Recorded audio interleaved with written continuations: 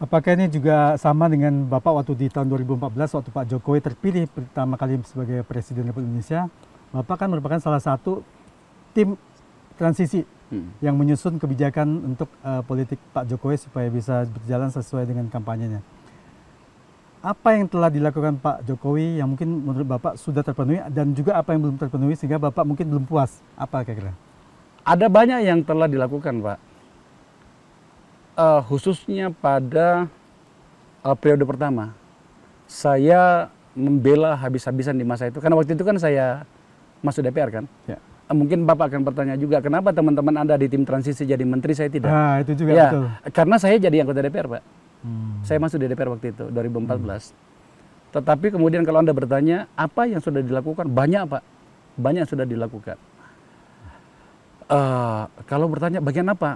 Kita tahu, infrastruktur. Banyak orang mengatakan gini, apa sih pentingnya infrastruktur? Come on, jangan begitu juga lah. Ya kan?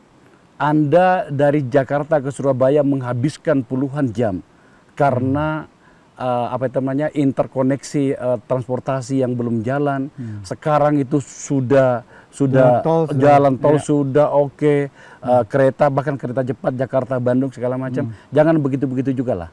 Anda boleh mengkritik Pak Jokowi, tapi kritiklah pada hal yang belum atau tidak beliau laksanakan. Nah, itu ada. Saya harus fair dong. Infrastruktur adalah satu hal, tapi ada hal yang lain juga. Indeks kebebasan berpendapat seperti yang dicatatkan banyak lembaga-lembaga, baik internal maupun eksternal ya di luar negeri itu tergambarkan. Itu yang harus diperbaiki oleh Pak Jokowi. Tapi saya ingin menyederhanakan jawaban saya dengan mengatakan gini.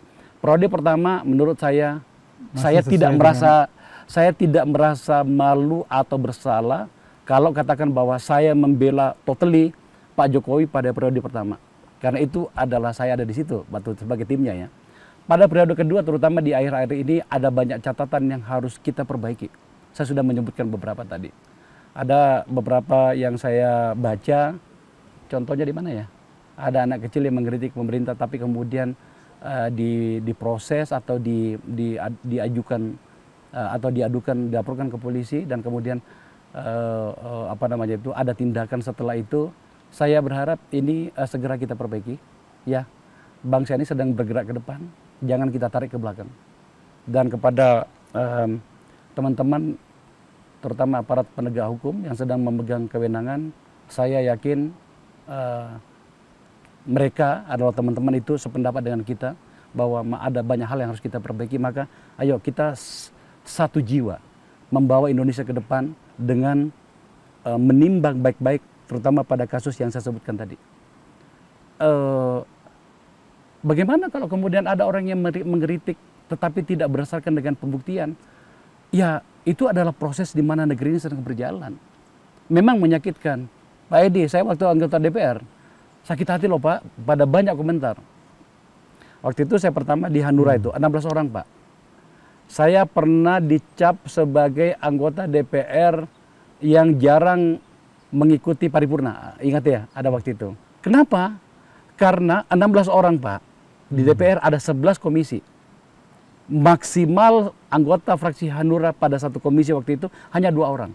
Begitu banyak kewenangannya, pengawasan, undang-undang, budgeting, lompat-lompat Pak.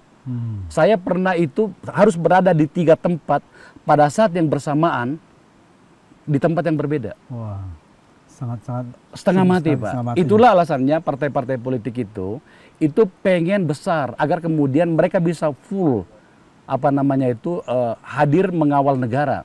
Cuma sayangnya ada juga partai yang sudah besar atau cukup lengkap atau cukup besar kekuatannya pada masing-masing katakanlah di DPR di setiap komisi, tapi diam-diam saja.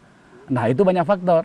Salah satunya adalah anggota DPR yang masuk ada bukan politisi, tapi pedagang, ibu rumah tangga yang kebetulan suaminya adalah gubernur, bupati, memanfaatkan apalagi namanya otoritas kekuasaan suaminya.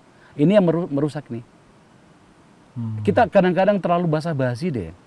Kan tidak semua juga keluarga bupati, keluarga gubernur itu jelek. Iya, tapi tunjukkan dirimu. Mungkin nih masalahnya kan di organisasi partai barangkali mereka yang harus seleksi barangkali.